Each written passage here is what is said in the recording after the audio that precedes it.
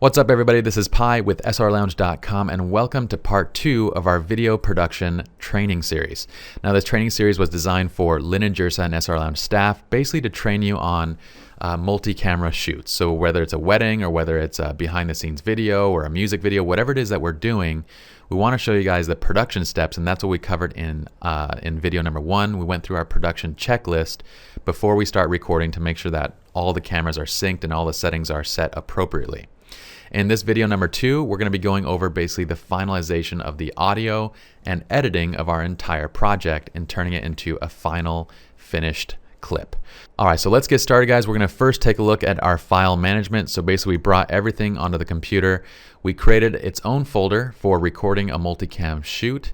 And then this is going to, let's name it actually the production checklist. And let's just call it the Multicam Shoot Production Checklist. That's totally fine. All right, so that's the name of the folder. All the files are going to go within this. So we have B-roll, basically all of our supporting footage goes in this one category. This is all the different shots of the camera and basically setting up the camera. We have camera 1, which is that primary camera in the scene, and we have camera 2, which is our secondary off camera for that scene. And then we have our discrete audio. Okay, so this is the audio.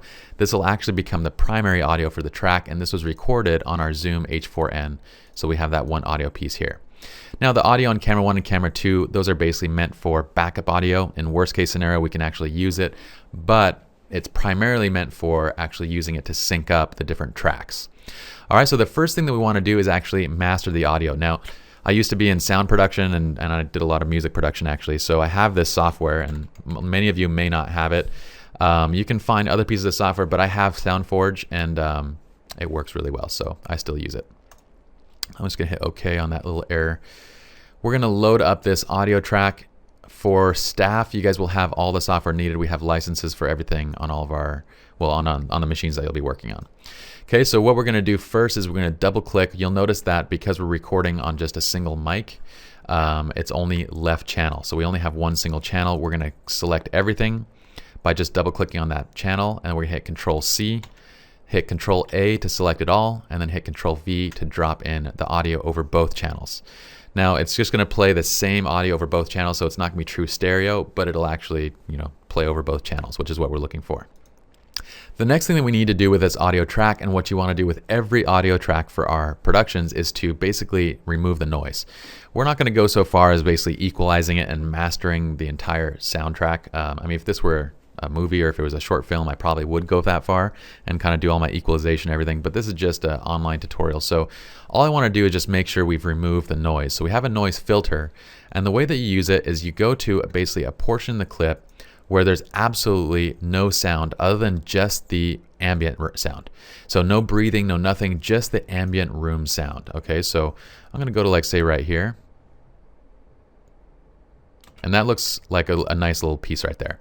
We don't need, you don't need much selected. It can be just it can be less than a second worth of selection there. We want to select a little clip that has absolutely no sound in it. If you have breathing or if there's something in there, then it's going to affect basically the noise that we're reducing out of the background. We're talking about background noise, by the way, not camera noise. All right, so we're going to go up to Tools, and we're going to go to Noise Reduction. We have our little sample area selected with the background noise. We're going to reduce the noise by 15. You can leave all these other options at default. We want to capture the noise print. This is going to basically listen to the noise that we have in the background selected so that it understands what noise, where the noise is in the clip, and it's going to remove that sound. And it's going to reduce it by basically 15 decibels. So we're going to hit preview real quick. Now it captures the noise print, we're good. I'm going to select this track, hit Control A to now select the entire track. And now with these selections, with my noise print captured, I'm going to hit OK, and now it's going to reduce the noise in the entire clip. Now the one thing that I would do, and make sure you guys do as well, is after you do this process, if you notice, we're still working in that original WAV file. And if you save it, it's going to be basically destructive editing. So you're basically going to save over that previous WAV. Now, if you mess something up, then you're in trouble because basically that original file is going to be messed up. And if that's the only copy that you have, well, then the entire shoot's going to be messed up. So make sure you save that WAV file, either save an original version of it, or when you're saving this out, save it to a new location under a new name, so that way you're not replacing the original file. Now, depending on the speed of your computer, this is going to take a couple seconds to go through this noise reduction for the entire clip. It's also going to vary based on just how long the clip was. This was a very long clip. So what I'm going to do now is hit File, Save As. That way we don't save over that original clip. We're going to choose the new location. It's going to be under the project whip, under author training, multicam shoots, and under our audio. We're going to save this as 010, and this is going to be final. And then just hit save. All right, so now we have finalized the audio. We've reduced the noise out of it, and it should sound very clean, really nice audio if we were to play it back. Make sure that you use consistent.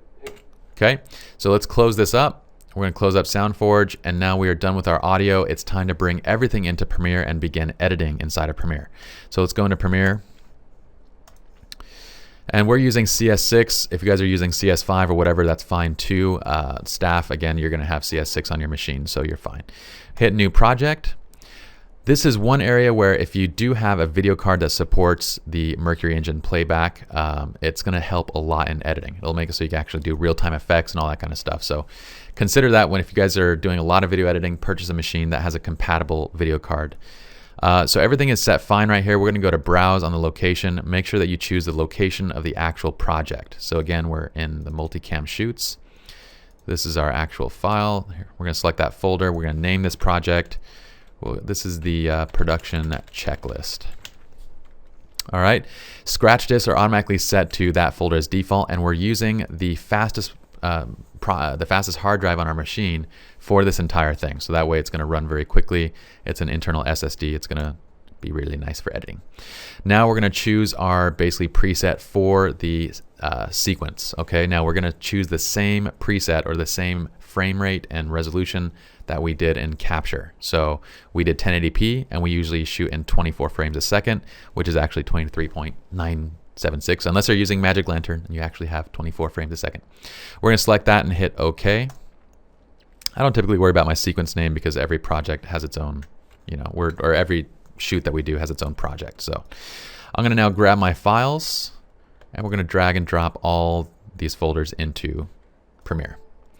Now the key thing here is that once we have imported all the files, we're going to put every single, and it says, that's fine. There's 2 files that was from the actual audio, I think, that's not supported, and that's totally fine. It doesn't matter. But the key thing here is that when we drag and drop these onto the timeline, we want to put every single different video and audio source that was recorded at the same time onto a different track, okay? So for example, camera 1, this is the primary camera, is going to be on its own track, and camera 2 is going to be on its own track, and the audio will be on its own track. That way when it syncs up, we have everything in sync, and we can cut to whatever piece of the track that we want. I always put the secondary cameras, or basically put the primary cameras on top, and then you want to go backwards to the camera that is the most secondary, or maybe you have a second, third, fourth camera. So basically the last camera goes on the very bottom of this, and then the primary camera goes over the top. And the reason being is that typically with a primary camera, that's the one that you're using the most footage from. So you want to cut away to secondary and third tracks as opposed to going the other way around. It'll just save time in the production process because we're cutting away from the primary less than you would have to go the other way. Hopefully that all makes sense, guys. Does it make sense? It makes sense. All right. So now we're going to go to audio. We're going to pick audio, which is the final one that we did. We're going to drag and drop this in under the third track. So notice now we have camera 2 on the very first video track and its respective audio there below it. We have camera 1 above that. So now in any scene, we're always seeing camera 1 first, and then we can cut to camera 2 wherever we need. So hopefully that'll make sense now why we're cutting to camera 2, because camera 1, you're going to show more. All right, and we have our finalized audio on this very bottom piece that we're going to use to help us sync as well. Okay, so at this point, we're going to use a piece of software called Pluralize to actually sync up all the tracks. If you guys are doing a lot of video editing, multi-camera video editing with discrete audio, I would definitely get it, guys. It's not that expensive, and it's going to save you hours upon hours per project. Okay, not like over the course of a week. I'm talking about every project is going to save you hours. So at this point, we're going to let Pluralize do all the heavy lifting for us. We're not going to try and figure out what tracks are which or which ones we actually used or anything like that. We're going to let it sync up everything and just see where everything falls afterwards. So I have the Pluralize, what is it called? It's the extension actually installed. So we can actually access Pluralize now directly from this window up here. So you just go to Extension, hit Pluralize, it's gonna say it needs to save out the project. You want to continue, just hit continue. It'll automatically save it for you. It launches pluralize. Let's see, I don't think that file import failure should be fine. Whoops, go back to pluralize. There we go. All right, don't worry about that for now. It's just gonna basically load up everything. The default options is just enable multiprocessing. If you wanted to level the audio, you can, but because I typically will do all my leveling manual, I don't have it do that. If you have the clips loaded chronologically, you can tell it and it'll work a little bit faster. And if it doesn't quite work for you, or if it's having a hard time, you can use this try really hard option to give it another go and see if it'll basically find where the syncing is. Basically, the only time you're going to run into sync issues is if the audio sources on one of the cameras or on basically any of the audio sources isn't recorded cleanly. So if it's not recorded cleanly, then you're going to run into issues when you sync it up. But like I said, we have mics attached to every DSLR, and we're using an external audio recorder for the primary audio, so we should have absolutely no problem. We're just going to hit sync now at this point, and it's going to automatically sync up the entire thing. This could take a few moments again, depending on the length of the video, depending on how good of a job you did in shooting it in the first place, and of course the speed of your computer. So once this is done, I'm going to actually pause the video for a second. All right, so this is all done, and now what we're going to do is as soon as we exit, because we have the extension installed or running directly from Premiere, it's automatically going to re-import that new synced up sequence. So I'm just going to hit exit. This generates an error, but that's fine. So here is our synced up sequence now, and now we can go through and start cutting. So if I hit play, whoops, that's a little bit loud. If I hit play, we're going to hear all of the audio. Let's make sure that, okay. Stabilization, and because of the built-in mics themselves. So you can see everything is actually synced up from one camera to the next. If I remove one of the tracks, we use these Rode mics. We have several different kinds. They're all great. Everything's good to go. All right, so at this point we can start cutting, and what I'm going to do first is actually remove the audio tracks that I no longer need. And so I'm going to, well, you don't actually have to. If you want to just mute them, you can just select that. And now we hear the primary audio. And they pick up really good. So you can hear how much better the primary audio is over those kind of secondary, shotgun mics. One thing worth noting. Okay, so what I like to do at this point is to keep my entire timeline clean, and you might want to wait until the end of your project to do this.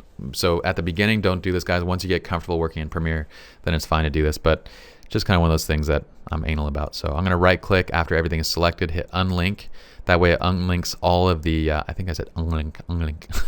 It unlinks all of the video from the audio, and now we're just going to select all the audio. We're going to delete it out, except for the primary audio, guys. Don't delete the primary audio.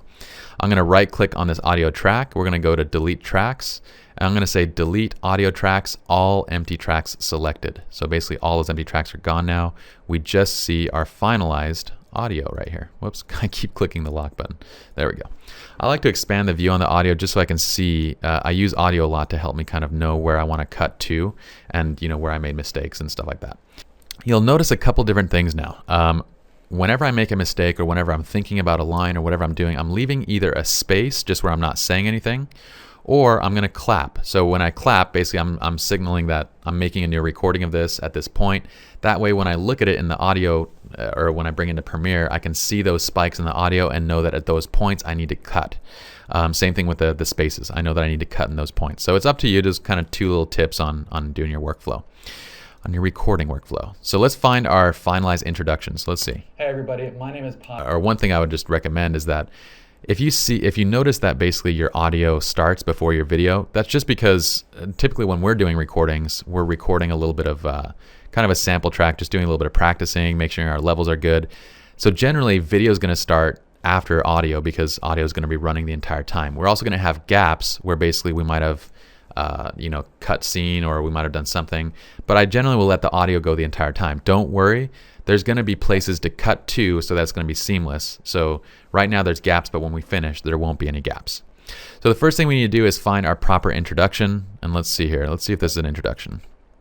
Now our typical Okay, so I'm talking there, which means I made my introduction earlier. So let's zoom in a little bit and let's see. List that we wanted to share with you all, and we thought we'd share. Thank you. Hey everybody. Okay, so I noticed that there was a break right from here to here and then here, which means that most likely I messed up, and I'm going to do it again. So this looks like the final intro. Hey everybody, my name is Pi. I'm one of the managing. Hey everyone, my name is Pi. Okay, I messed up again. So we're going to even zoom in closer to see how many. Hey everyone, or where my name is Pi. I am one of the partners of Jirsa. Okay. Now we wanted to go about creating a video. Okay. Hey everyone, my name is Pi. I am one of the partners. Okay, so right here, this looks like the final intro. So what I'm going to do is with my scrub tool right in this point, my scrub marker, whatever you guys want to call it, your scrubber. All right, I'm going to hit C to bring up my cutting tool. I'm going to hold down Shift, and that way it cuts all tracks. We want to cut every single track at this point, and I'm just going to click. Notice how every track was cut. I'm going to hit V to select my tracks, and then I'm going to delete these off by just selecting them all and hitting delete. Now we can start again. My name is Pi. I am one of the partners of Jirsa Photography. On this very first editing pass, we're just doing all of our basic cutting, guys. After we finish our cutting, then we'll go back through and we'll do our camera selection. And then once we finish camera selection, we'll go back through and add in our B-roll on our final pass. B-roll and say titles and whatever you need to do to finalize it. And actually, there's one more pass after that where you'll do your color grading just before you render it out. All right, so let's go through. As well as the managing editor for SRLounge.com. Now we wanted to go about creating a video training series specifically for Jirsa and SR Lounge staff. Okay, this looks okay. Let's keep going forward. Shoots, and what we want to make sure that we're doing. Okay, I messed up or something happened. There was like 15 interruptions, by the way, when I was recording this, so it got rather frustrating. So it doesn't matter whether we're doing a wedding or whether you're on our shoots, and what we want to make sure that we're doing. Okay, so right here. Short film, etc. These same, so it doesn't really matter whether you're shooting. Okay, there's the point where I basically repeated the line. So you hear right here. It doesn't matter whether we're doing and then go back to here. And for our staff, we expect you guys to follow it. Okay, so right there, we're going to make a cut. And then we're going to go to the point where we restate that same sentence. So it doesn't matter what. Okay. And then again, you can see how the clapping and stuff like that kind of helps out a lot. By the way, I'm doing the same thing. I cut holding Shift. After you select the cutting tool, hold Shift, click on both places. This time I'm going to hit Shift, delete. That's going to ripple delete, so it's going to pull everything to the right automatically over. One thing you want to make sure you do is that make sure you move the video and the audio at the same time, because if you don't, your audio is going to be out of sync, and then you have to basically go through pluralize again. But the problem is, since we've already deleted the audio tracks, we have to basically start from scratch and load up everything and go from the beginning point. Features. Now our typical camera setup is going to look like the following. We have a camera body on here, and forgive me, I didn't have a... Okay, I think I messed up right there. This is one of those benefits of just doing the editing right after you record it, because if you do that, then you know exactly where the mess ups are, and it's really quick to go through and find those. Once again, I think I didn't finish my previous thought about the clapping. If you record a piece and every time after the finalized version of that piece you clap, that's another good way of knowing where the final version of that clip is. So that's another little tip there. Let's keep going. So let's see. Now our typical camera. Okay, I think I started right there. Let's go here. Now for each camera used in our shoots, it's going to look like the following. Okay, so I'm going to cut right here. Again, move my scrub point to the point where I get it right. Select everything in between. I'm going to Shift delete again. That ripple deletes everything. And notice how over these points, it cuts. So you saw that little cut, that little jitter. Don't worry about that stuff right now, because what's going to happen is over every cut like that, we just switch cameras and makes it very seamless and very nice. See, watch this. I'll show you exactly how it works. We're going to select this top piece right here. I'm just going to delete it. And there's a way that you can actually set up multicam editing in Premiere. I like to use it, but for most of you guys, it's going to be kind of over the top, and you don't really need to go that far. This works really well, and the nice thing about this is that it's easy to undo and kind of go back and forth. The multicam editing is a little bit complicated at times, so you guys to follow it. So it doesn't matter whether we're okay. See how it just cut to the next camera? So now it feels like it's seamless. So we're just going to keep doing that, but we won't worry about that camera portion until basically the next step. So right now we just need to continue going through our entire clip. We're going to continue basically cutting each piece and then syncing it, deleting out the ripple delete out the piece that we don't need, and then bringing it up so that it's one continuous basically training video. Make sure afterwards, or make sure with each cut, that it makes sense. Basically, you're moving from topic to topic. You haven't cut any important pieces out. And at this point, I'm going to hit pause. I'm going to do this with my entire track, because we're going to do the exact same thing, just going through every single piece of this video. All right, so it probably will take me around 15-20 minutes to get through all of it. So let's pause it now, and let's start back up in a second when I finish it up. All right, so at this point, basically we've done what we call our rough edit. So we basically cut out all of the garbage clips that we don't need, all the things where we messed up, everything. And we've cut it all out, so we have essentially just our video, and all we have to do now is go through. We have to make sure that each transition to each different segment is followed by a cut to a different camera, as well as a verification that the audio is okay. So for example, let's go to this very first one right here. So here we have our first cut. We're going to go and basically just delete out this little piece right here, so we switch to camera 2. And then we're going to listen over and make sure that the audio is good. So we want to make sure that we're not clipping over like different breaths and just anything that can make it sound like a cut. We expect you guys to follow it. So it doesn't matter what... Okay, so there's a weird little audio clip right there. It looks like it was right here. Okay, so right at this point we're going to cut. We're going to select everything, hit V again, Shift Delete. And now once we play back again, it should sound more natural. Follow it. So it doesn't matter whether... Okay, so we moved that little cut right there. Keep going. Let's go to the next one right here. Make sure that when it cuts back to the primary camera, we don't have any issues either. Now each camera that... Okay. Procedures. Now each camera that's features. Okay, right there. We want to cut, delete out. Procedures. Now each camera that's there we go. Much more natural without that breath that gets cut out. Procedures. Now each camera that's used on a shoot is going to look like the following. And really the okay, only thing we're going to go to the next one. Is that every single... Let's hit pause. I'm just hitting, by the way, play by hitting spacebar to pause and go forward. Has its own mic is important. Now step number 1. Okay, there's a big one right there. We need to fix that. So first thing, let's go back, and with long sequences like this, notice how this was a short sequence, and so I just figured for the entire sequence we'll cut to that camera and then we'll cut back. But we generally don't want to cut to, like, say, a secondary camera for longer than, say, maybe 10 to 15 seconds. So what I'm going to do is I'm just going to open this up right here just by pulling back on that little line. That way we pull back that sequence starting point, and then we're going to fix it basically what we have here, and then we'll see where we want this camera 1 primary angle to come back in. Making sure that every single camera has its own mic is important. Now step number 1. Okay, there's the little breath right there. I'm going to again hit Shift, cut out this entire chunk, hit Shift Delete to remove and ripple delete everything. Now step number 1 on our workflow checklist is to make sure that your frame rate and... Okay, that looks good. Again, we're going to go and move to this point now where we want the camera to come back in. So let's watch this little piece, and at a good point, at a good stopping point kind of in the sentence, we're going to cut back to the primary angle. Is important. Now step number 1 on our workflow checklist is to make sure that your frame rate and shooting mode is identical on all cameras.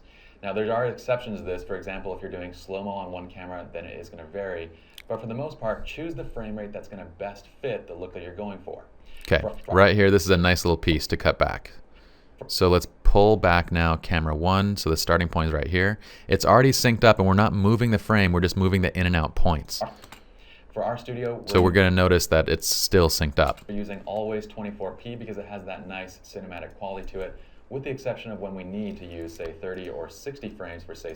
And basically, we want to keep cutting from camera 1 to camera 2 whenever things are starting to get dull. If we need to add a little bit of interest to it, just kind of keep things moving, then we'll switch to each camera. But you don't want to switch too much because it will become distracting. So we'll let this whole clip play. Now, whether you shoot all I or IPB, that's kind of up to you guys. We've done quite a bit of testing on this, and I don't know... I think I'm okay with this whole clip being in primary. So let's go to this point where it's going to cut back, and we're going to, again, pull this little piece back, play it. Item number 2. Okay, there's a weird breath we need to fix. Right there. All right, we're going to Shift Delete this little piece. Item number 2 on our workflow. And it kind of starts a little bit late, so I'm just going to cut out the beginning of this as well. And just hit Shift Delete again. Item number 2 on our workflow checklist is to make sure that we're using optimal shutter speeds as well as syncing shutter speeds across all the different cameras. Now, shutter speed in video does something completely different than when you're shooting stills. In video, shutter speed is going to basically control... Okay, I'm going to cut back to primary right after this point right here. And notice how audio helps a lot. That's why I have audio expanded, because I can see these dips and basically in between sentences, and I can just move the move my scrub right over those points and cut in and out of audio or video whenever I need. In video, shutter speed is going to basically control... I'm going to cut back a little bit earlier before that breath, because I don't necessarily need to see that breath in close up. Shooting stills. In video, shutter speed is going to basically control the jitter in the motion. Okay, so for example, the slower the shutter speed... Okay, that's fine. We're going to go to the next point. And also make sure. Okay, that's weird. So we're going to zoom in again. Okay. We're going to cut out this piece. And then we might need to extend this part, but let's see. Let's pull this back and see how it looks. That we're going for. And also make that's sure fine. You're using totally fine right there. Okay, let's see how long this little piece is. An optimal shutter speed increment. So shutter speed increment should basically be in multiples of the frame rate. So for example, if we're shooting 24p. And I'm okay with this entire clip actually being on the secondary. So I'm just going to delete out the primary clip. Shutter speed is going to be 50, 100, 150, 200, so on. If we're shooting at 30 frames. Okay, let's go to the end and see how the transition. Of the frame rate. Now due to exposure. Too much of a gap right there kind of causes a little awkward silence. So let's cut that out earlier. And let's also cut the, let's cut into the second one a little bit quicker as well. Let's select this, delete that. Now due to exposure and maybe not. Okay, that's a pretty good transition. The frame rate. Now due to exposure. Okay, so we're going to keep going through our entire clip, and I don't want to go through the entire thing with you guys because it will take quite a bit of time. I mean, it won't take that much time, but we don't need to do it for the purpose of the tutorial. You guys should understand now how we're going from one camera to the next, fixing the audio to make sure the transitions from each camera angle and each clip is very kind of fluid and it feels natural. Okay, so we have a little bit more to go. I'd expect this process for something like this. This clip length or the video length is actually fairly long. Most of our video length is about 3 to 5 minutes. For this video, it'll probably take me an additional 10-15 minutes to go through and finish the rest of it. So let's hit pause right now and then we'll come back in a little bit. All right, I found one unique cut that I wanted to just briefly show you guys how you would kind of fix this kind of issue. So let's play this back right here. All right, number 6. Okay, this is where our cut to this camera comes in too quick. Like basically the audio comes in too quick when we cut to it. So essentially what we have to do is add length onto the start of these clips. Now there's two ways to do that. We can either go and we can zoom out all the way. I'm just holding Alt while I scroll my mouse wheel, option on a Mac by the way, and we can pull it open and then we can basically drag it across, drag this beginning clip open, the starting point open a little bit more. Or what we can do is, since we have quite a bit of time at the end of this where there's no audio, we can just go and make a cut here, which is what I'm going to do. Select this, and we're going to hit delete this time, not shift delete. We're going to select all these files, including the audio, and we're going to pull the starting point open a bit. Now when we play back, we should have a much more natural transition. All right, number 6 on our production checklist. All right, so just keep in mind that sometimes you might need to add a little bit of additional kind of room on the starting point of the next sequence in that little clip. All right, I'm going to hit pause. We're going to keep going through, and then we'll come back when we're done with these cuts. All right, so we are done cleaning up all of the cuts. Basically now all the transitions moving from camera to camera are very fluid. Everything's very natural, and we're cutting in places that kind of make sense and just works. All right, it just works. So we're ready now. We've gone from basically a rough cut to a semi-final cut, and now what we need to do is add in our B-roll footage. So basically what we're going to do from here is we're going to go to our B-roll, and with each scene, and you do the same thing whether we're doing a behind-the-scenes video or whether this is a wedding or whatever we're doing. You do the same thing. So all this B-roll footage you're going to drop in to kind of support what we're talking about. So there should be B-roll for most of the things that we're talking about. I think most everything should have a little B-roll piece. So what I do is double click on the B-roll clip, just kind of see what it is. I'm going to scrub through it real fast. Looks like this B-roll is dealing with the setting of the different modes. So what I'm going to do is I'm going to grab this little clip, and you'll see that if I select this, I'm going to drag video only, and it's not going to bring in the audio. If you drag it straight from the project view, it's going to replace audio, and it could end up replacing basically our primary audio, which gets annoying. So just grab the video only, pull it into our timeline, and let's find the spot where we're basically talking about setting the different frame rates or whatever. Its own mic attached to the hot shoe. I think it's further frames for kind of a smoother type of video. All right, so it looks like it's right here. Cinematic quality to it, with the exception. Step number 1 on our workflow checklist is to make sure that your frame rate and shooting mode is identical on all cameras. Okay, so what I'm going to do is at this point we're going to cut into that little part where in the B-roll we're adjusting the frames. So you'll notice that if I just click and drag on the in point, I can actually see in my preview window of where we're going. So I'm just going to go to about right, let's see, let's go right there. And then let's drag this over. Now let's play it. And shooting mode is identical on all cameras. Now there are exceptions to this. For example, if you're doing slow-mo on one camera, then it is going to vary But for the most part, choose the frame rate that's going to best fit the look that you're going for. For our studio, we're using always 24p because it has that nice cinematic quality to it, with the exception of Okay, so at this point, I'm going to stop it, cut it out, and now it's going to come back to the regular. With the exception of when we need to use, say, 30 or 60 frames. Okay, so here's the next B-roll. Now, I know in this particular project, basically, that we're going to use all of our B-roll footage. We're going to use all the supporting footage because it is specifically designed to go along with this video. But when we're going and doing behind the scenes videos, we're typically shooting a lot more B-roll than we're actually going to use.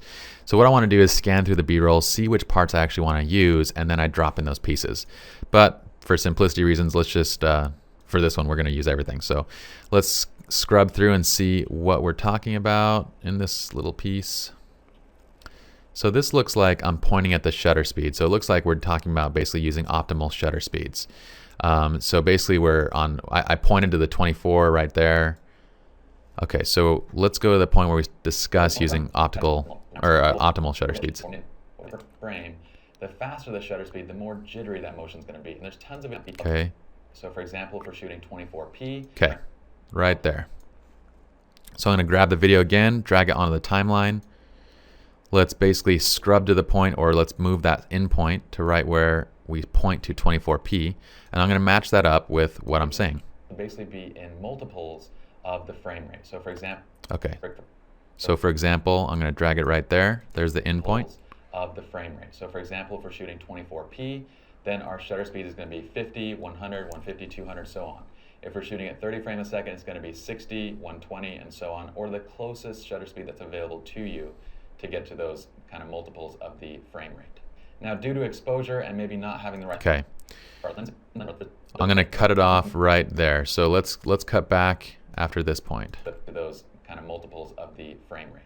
Now, due to exposure and maybe not having the right filters for our lenses, there might be situations where you just... Okay, so we're going to do the exact same thing going to the next one, and we're going to keep going through until all the B-roll in this video itself, in this kind of project that we're working on, is basically in. Now, again, different projects are going to vary. You might not use all the B-roll. We know in this one that we need to, so we're going to go ahead and do it. But that's the whole process. I'm going to pause the video at this point. I'm going to go through and insert the rest of my B-roll, and then we can think about if we want to add basically transition effects like fades and stuff like that afterwards. All right, so let's go to that point. All right, guys, so at this point, we finished dropping in all of our B-roll. So now if I check it out, it should be really nice the way it kind of flows. So let's go to one specific scene. Let's go to this one. So let's watch what it does. Camera.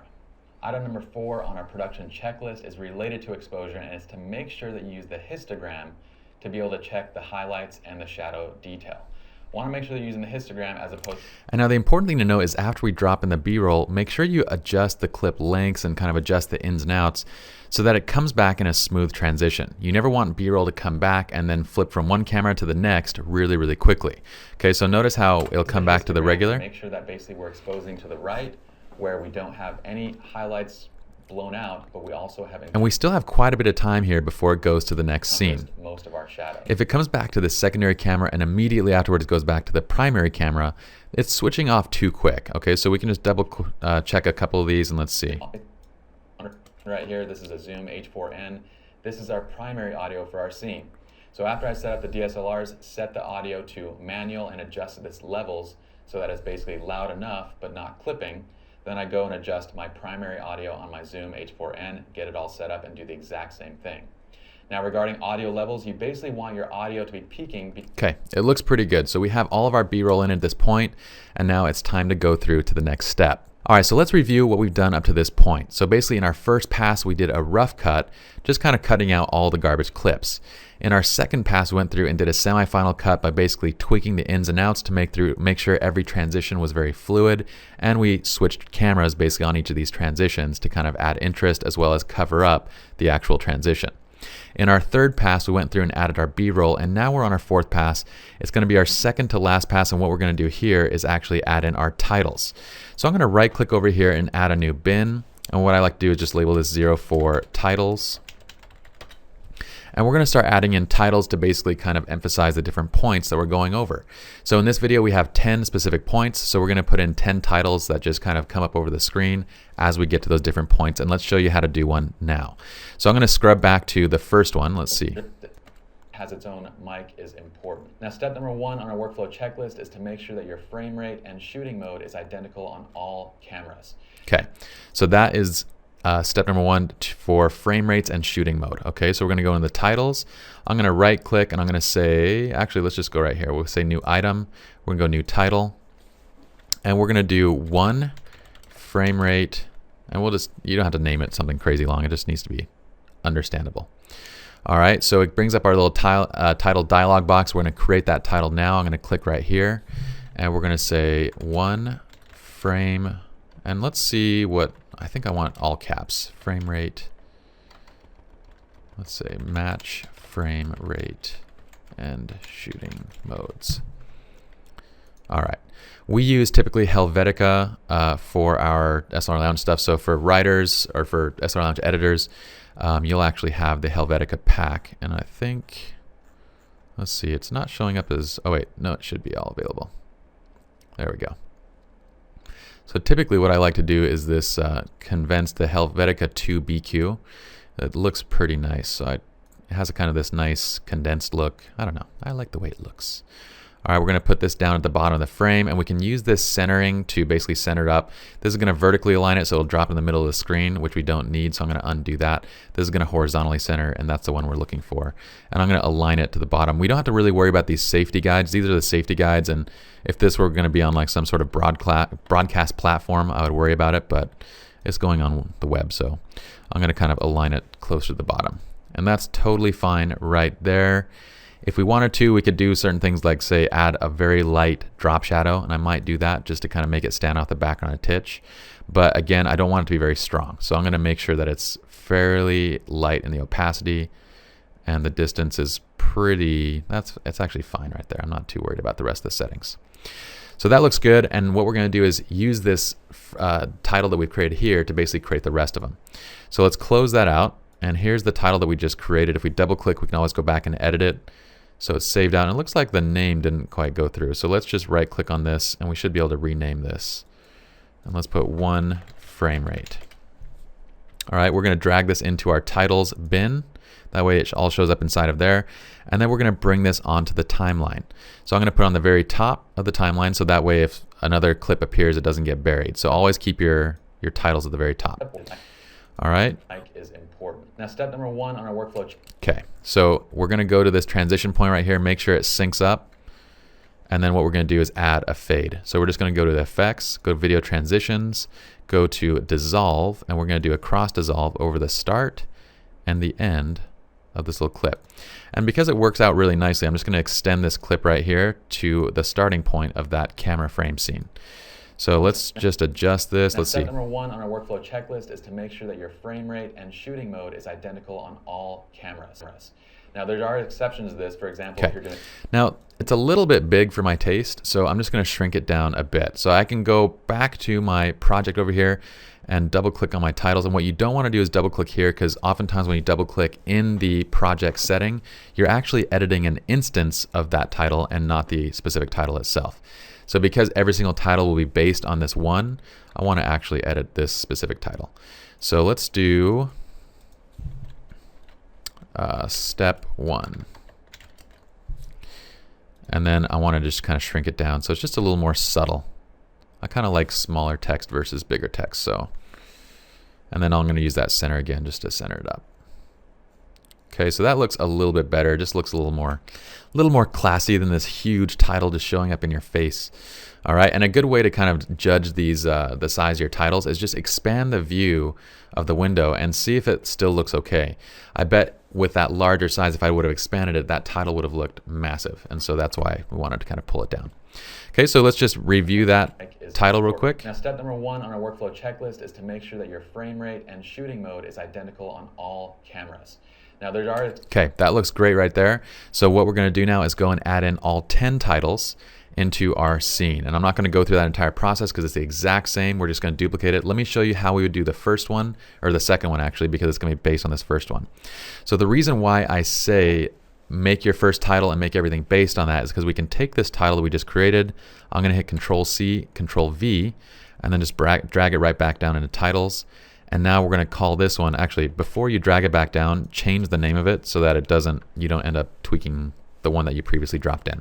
So number 2 was going to be, I don't know what it was. So we're just going to put it at number 2 for right now until we figure out what it was. Put it in titles. And so now it's a duplicate of the frame rate. So we already have the correct spacing. We already have the correct size and frame, font and drop shadow and everything. We just need to change up the copy itself, the actual type, and then we need to drop it in where we need it. So we just go to that point. Checklist is to make sure that we're using optimal shutter speeds as well as syncing shutter speeds. Okay.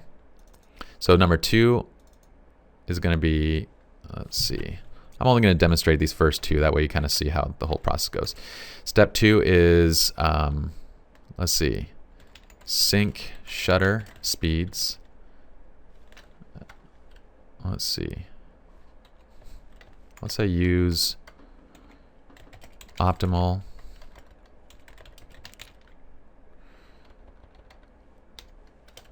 and sync shutter speed. Okay, good enough. Let's close that out.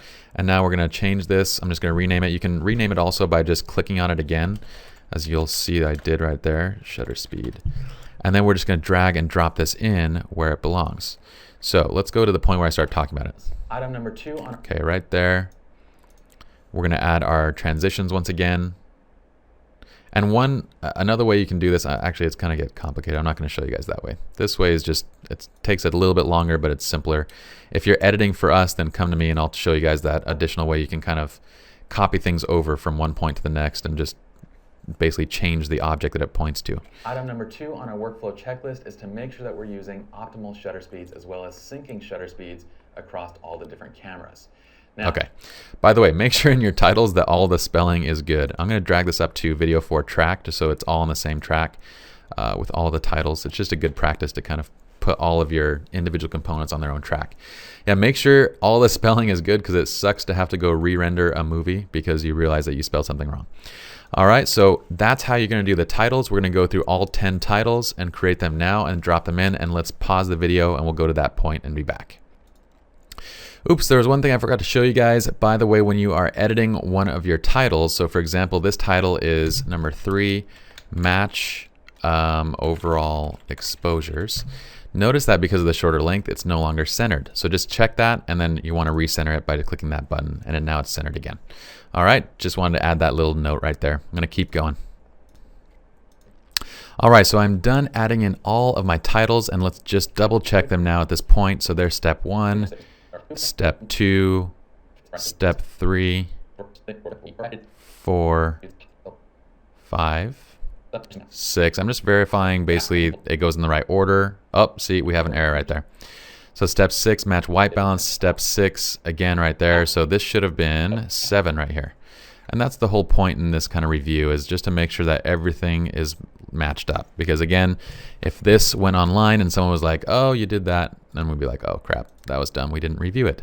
Use manual audio and adjust levels. That's good. Okay, let's go to 8, 9. Make sure details is spelled correctly. Yep, okay. Record, monitor, audio, and clip lengths. Perfect.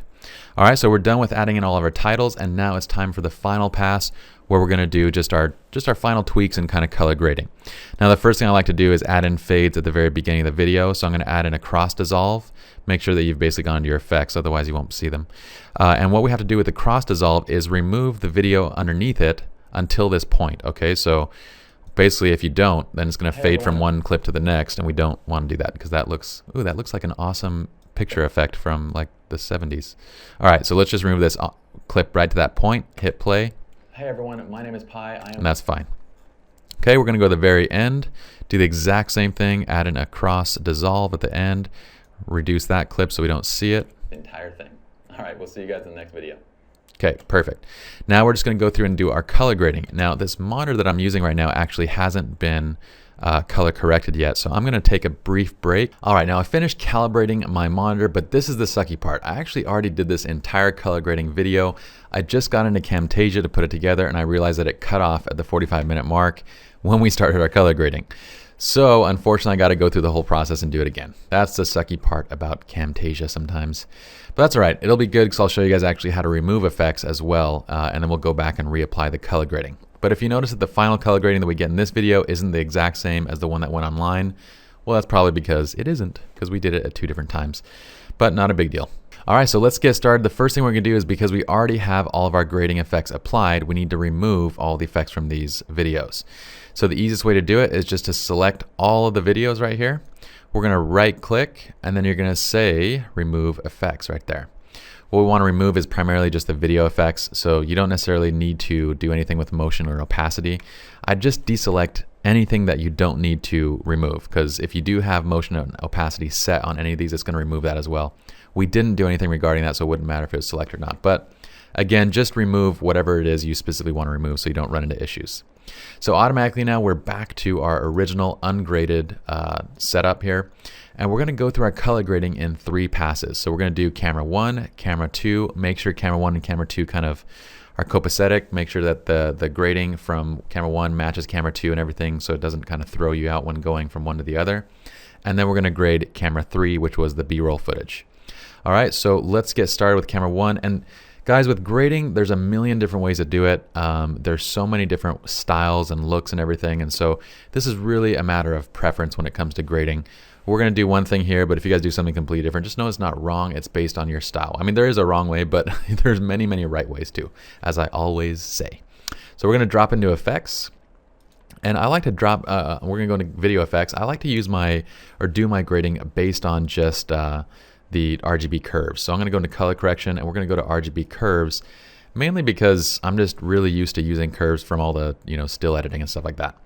We also have a 3-way color corrector. That's probably more industry standard for color correction, but I'm going to use this, and then we'll make any minor tweaks with a 3-way if we need to. So what I want to do in this clip, or the overall sense and feel I want to have, is just kind of a nice flat look with the highlights and stuff. I want to have good contrast, but not too much. So I'm just going to flatten out a bit of the highlights because it is rather strong on my face. And if you guys wonder why so many people in the video industry want RAW, it's because essentially with RAW video, you have the same exact control over temperature and everything that you would over stills. It's really amazing actually what you can do with RAW video. But again, it's these video cameras that do RAW video shoot on like huge file sizes. I mean, it's a ridiculous amount of memory that's used.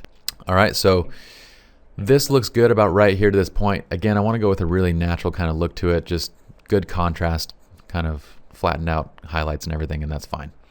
So with the reds, I might pull out a tiny bit of the reds in the shadows, and then this is an awesome expression that I'm on. I'm going to pull it up a little bit in the highlights, just to keep that warmth in the highlights. And the great thing we talked about earlier, how if you have a video card that supports the Mercury playback engine, then you can actually add these effects while you're playing the videos. So I could actually play this, and we could adjust because we have a video card that is supported by Premiere. If your video card is not good enough, or if it's not supported by Premiere, then unfortunately this part is going to slow down significantly, which is why we save color grading for the very end of our processing or editing workflow. All right. So if you are doing a lot of video editing, it might be handy to make sure that you have a workstation that actually has a video card supporting a Mercury playback engine.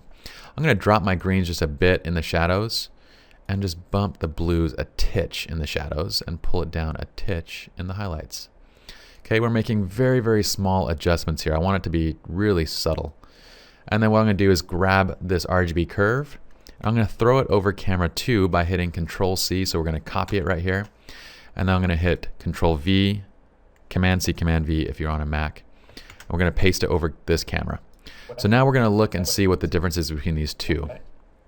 Once again, you can see exactly why we want to make sure for shoots like this that the settings from camera 1 to 2 to 3 to 4, however many cameras we're using, are all identical, because it makes processing and color grading that much easier. Okay, so I'm noticing that on camera 2 we have a lot more reds, and so what I'm going to do is drop down camera 2's reds.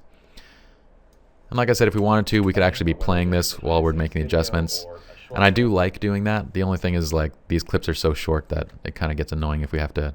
I don't want to set the loop, and I don't want to keep setting the scrub back too, so I'm just going to put it over a weird expression like this and start editing. So I'm just going to cut out some of this red a little bit. Now, skin tones do have a little bit of red in them, and so I don't want to go too far.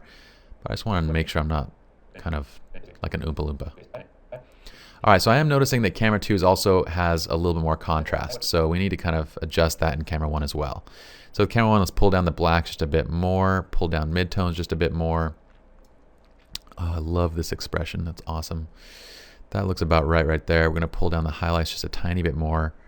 And the reds, I think, look okay. Let's see. Okay. That looks pretty good from 1 to 2. We don't... Basically, we want to make sure that the color grading is close enough where it doesn't throw us out. When we're watching it, we don't like notice big differences that would basically distract the viewer every time we switch camera angles. So let's give it a little playback, just make sure we like it. What I like to do, and a suggestion also, is to use kind of what I call a palette cleanser. So palette cleanser, just switch to something else for a minute. So it doesn't matter what you're on. Let's switch to this. Let's go just anything white, basically. So I'm going to just go to this little screen right here that's all white. After about 5-10 seconds, I go back and start color grading again. And at that point, I'll notice if I feel like it's too green or too red. So it's just a little quick tip on color grading. And that works for stills and video as well. So I'm happy with this where it's at right now. If we wanted to, I can add a 3-way on top of it. And I'll show you guys just how to do it, just in case. So we're going to drag and drop the 3-way. Now, if you guys watch a lot of Hollywood movies, you'll know that Hollywood typically goes based on complementary colors for all their color schemes. And the most prevalent one is orange teal, and you'll see it in every big blockbuster movie. Basically where they're dropping the shadows into teal and then raising the midtones and the highlights to the oranges. This is the Transformer, Michael Bay, all that kind of look right here. So we don't want to go for that. I just want a really subtle kind of grading, and so we don't even really need to use the 3-way. But basically how it works is just you're going to add a color tone in the shadows, a color tone in the midtones, and then a color tone in the highlights.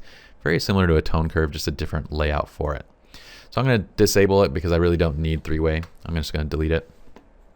And let's go through and just apply the grading that we just did on all of our clips. So I'm going to expand my timeline view just a bit. And what we're going to do is select this RGB curve that we did right here, hit Control-C to copy it, and over all of camera 1, we're going to hit Control-V or Command-V on a Mac, and it's going to paste that curve over everything. So now flipping to each different portion in our timeline, we can see that the colors on every one of those clips is identical. All right, same thing on this side. With our second camera, we're going to do the same thing, grab this RGB curve, hit Control-C again, hit Command-V or Control-C on a PC this time. See, you like how I flipped it around on you guys? So Control-V to paste it in over those clips that didn't have it. So we're matching up basically the color grading from one clip over that entire camera. And again, you realize why it's important to keep the same exposure settings and the same everything, you know, so going from scene to scene, basically we can just copy and paste this. Otherwise, we have to grade each individual scene every time the exposure changes. So now flipping through, we should be able to see a very nice transition between these two colors, or between these two angles. And it looks good. All right, so that's great right there. Now we're going to go and do our processing for this final camera, which is our B-roll camera. So I'm going to hit Control-V just to paste in that RGB curve. And we're going to do a contrast curve on this one. So I'm going to raise my highlights and drop my shadows just so we get a little bit of added contrast boost. And I'll keep the overall colors around the same. So this is about fine where it's at right here. I'm not too worried because this is really just B-roll and it's not a big deal. I do want to cut a little bit more of the reds out, especially in the highlights, because my thumb looks like it's straight up going crazy red. So let's just cut out that a little bit. There we go. Now I got more of my lovely brown complexion. All right. So I'm going to take this RGB curve, hit Control-C one more time. I'm just selecting it up here in the left side of the effect controls. And then we're going to go select all of our B-roll on this track and hit Control-V to paste it over it. Once again, Command-V on a Mac. All right, so if we flip to each one of these different, I say all right way too much. I notice these things when I'm recording. So if we keep going to each of these different B-roll clips, we'll notice that, you know, the color grading should be very consistent. Okay, so that looks great where it's at. I think everything else is good. Let's just double check, make sure our titles, I think there was a title issue. I want to make sure that I actually got that fixed. Yeah, we fixed everything. It's all set and ready to go, and we have done our final pass of doing the color grading. Now at this point, I already did this actually, but what I would do for all SR Lounge staff is we want to add in the appropriate bumpers for the video. So I've already done it, and basically what I did is I just added in the undefined bumper and the SR Lounge bumper, and you do that by just selecting them from the hard drive. They're under your assets folder under bumpers. You guys probably already know exactly where they're at. Once you put it in your project, you just grab the bumper, put it in place, grab the second one, put it in place. So now we have our SR Lounge and our undefined bumpers, and we're going to take everything by hitting Control A, select it all while holding Shift. We're going to deselect those two bumpers that we just dropped in. I'm going to zoom in and drag everything on the timeline until it snaps right against those bumpers. So now with the bumpers, we have this. So it just does a little undefined intro for our bag line. We get the little bumper for SR Lounge.